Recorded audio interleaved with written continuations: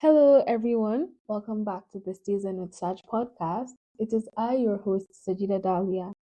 Over the years, I have listened to a lot of older people talk about things they wish they did differently when they were younger. And everyone talks about different things, but these are the five things that have been very repetitive amongst them. Before you clicked on this, you probably already saw the title of the episode Things You Really Need to Start Now. The first thing you really need to start now is fitness and eating health. We've all heard of the saying, health is wealth, because health really is wealth. Haven't you noticed that whenever you're sick and you're just not yourself, you miss what it feels like to be healthy?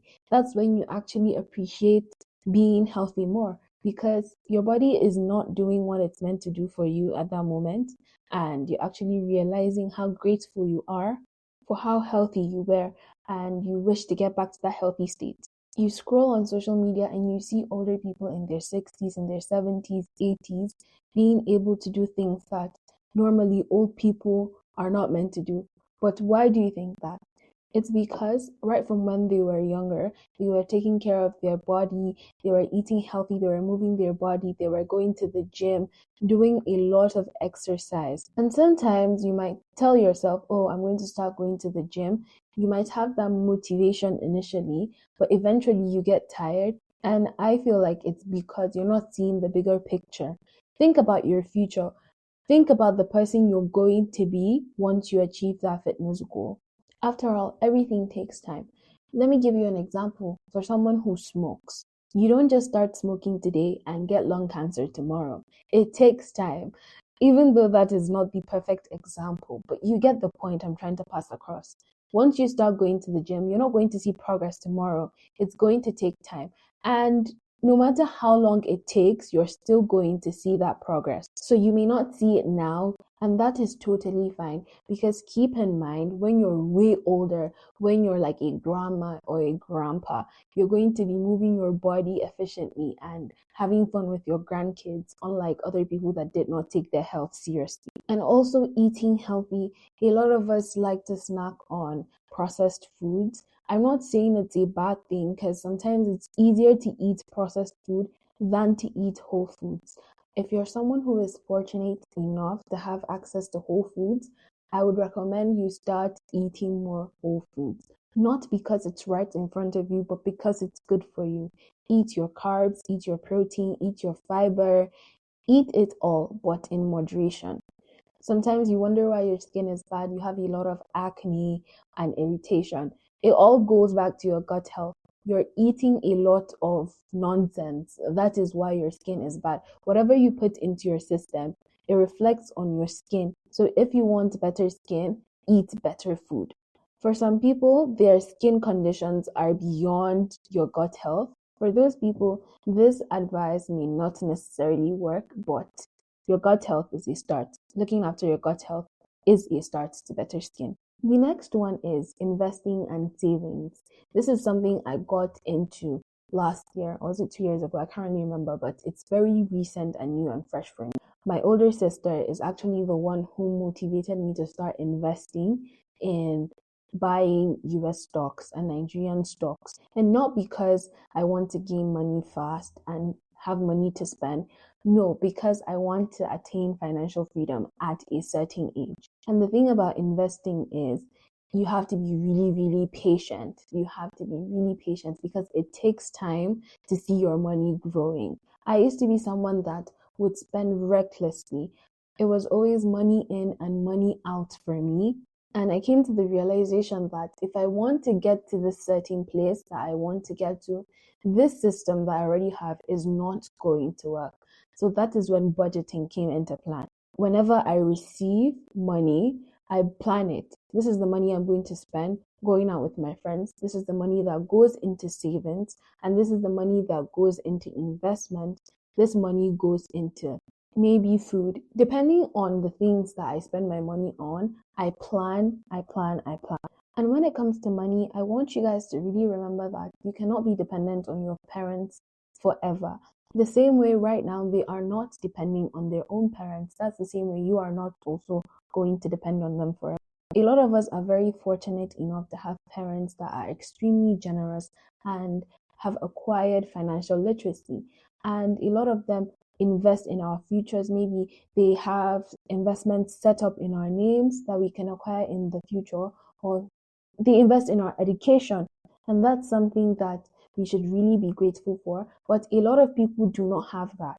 A lot of people do not have parents that are willing to take out of their own money to set up funds that keep growing just so their children can have something in the future. Some people don't have that privilege. And that is something we should be extremely grateful for. But aside from that, we may have that, but we should also try to build our own. And remember, the earlier you start investing, the more time your money has to go. Little investments that you make now can turn into substantial amounts by the time you're older. And the thing about investing is you do not need a lot of money to invest. You can invest with as little as 5K. That's the amazing thing about it. If you're trying to learn more on being financially literate and responsible, I would like to recommend the Halal Investing Mom on Instagram.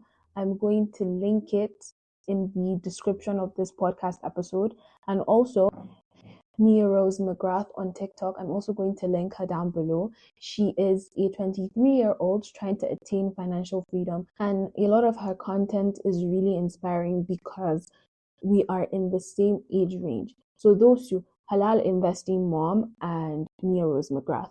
So the next one is building your vocabulary and working on your communication skills. For those of you that already like to read, I'm pretty sure building your vocabulary is already in the works for you, because I don't think there's any possibility that you are a reader and you do not improve your vocabulary. It doesn't make sense. But for those of you that are readers and you do not try to improve your vocabulary, then I think you really need to step up.